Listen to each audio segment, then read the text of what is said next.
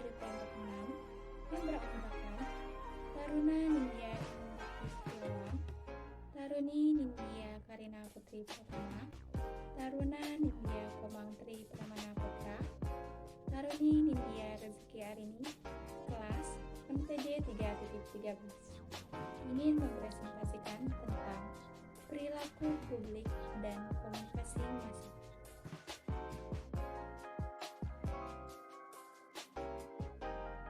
Materi yang pertama yaitu perilaku publik. Perilaku menurut KBBI yaitu tanggapan atau reaksi individu terhadap rangsangan atau lingkungan. Tanggapan atau reaksi individu bisa menjadi pola-pola perilaku yang dapat dibentuk melalui proses pembesaan dan pengupahan dengan mengkondisikan stimulus dalam lingkungan. Perilaku tidak semuanya dapat diamati secara objektif atau secara indera mata. Akan tetapi, perilaku juga dapat diamati dari perilaku yang senyatanya atau bukan penglihatan saja.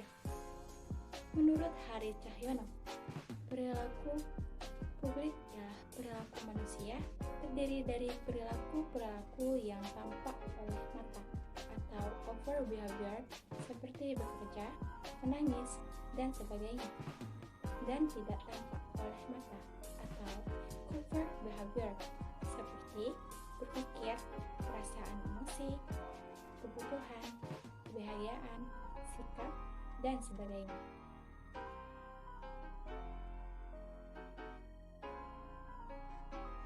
Perilaku publik. Perilaku publik terdiri menjadi 5 macam. Yang pertama, ada perilaku kognitif, yaitu publik yang berperilaku kognitif hanya sebagai pengetahuan dasar. Yang kedua, ada perilaku efektif, yaitu perilaku yang berkaitan dengan sikap seseorang, contohnya seperti perasaan, sikap, minat, nilai sosial, dan pengendalian emosi. Yang ketiga, ada perilaku psikomotorik, yaitu publik yang menggunakan media untuk mengembangkan kemampuan atau skill mereka di media. Yang keempat, ada perilaku tampak, yaitu perilaku yang dapat dilihat publik, seperti berpakaian, berbicara, bereaksi, dan lain-lain. Yang terakhir, ada perilaku tidak tampak, yaitu perilaku yang tidak bisa ditangkap oleh indera melalui media.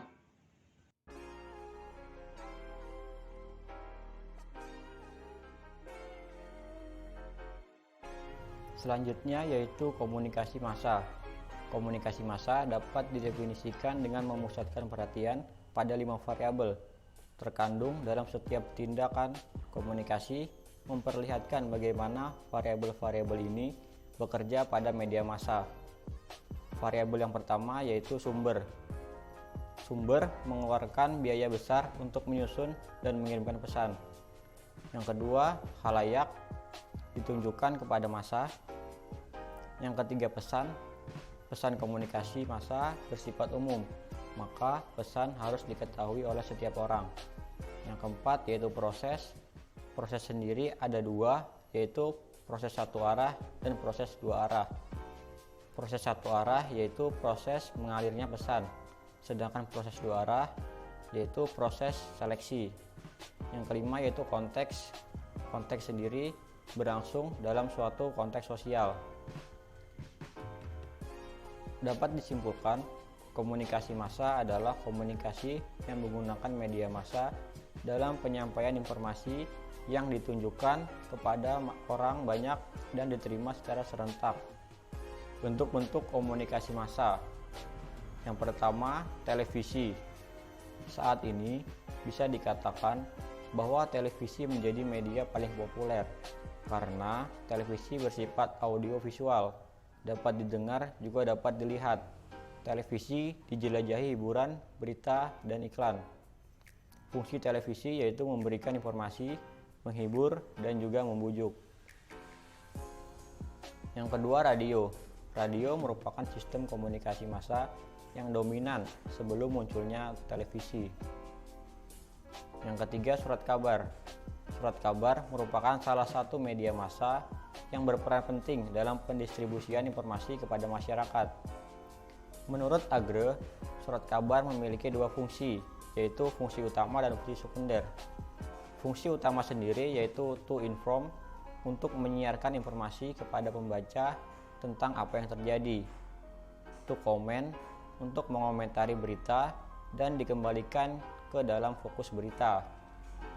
To provide, untuk menyediakan informasi kepada pembaca yang membutuhkan barang dan jasa melalui pemasangan media iklan.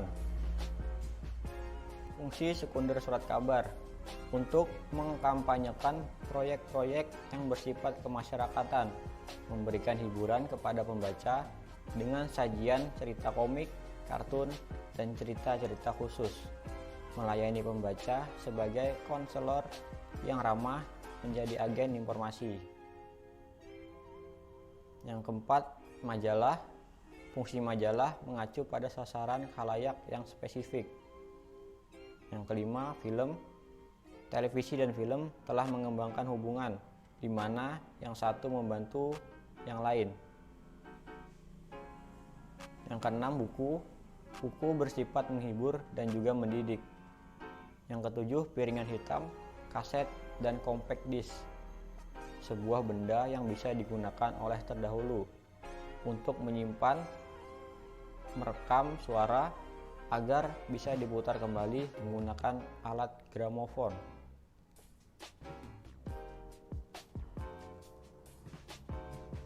Dan fungsi komunikasi massa yaitu menghibur, meyakinkan, menginformasikan, menganugerahkan status, menciptakan rasa kebersatuan, dan juga mengevaluasi fungsi media.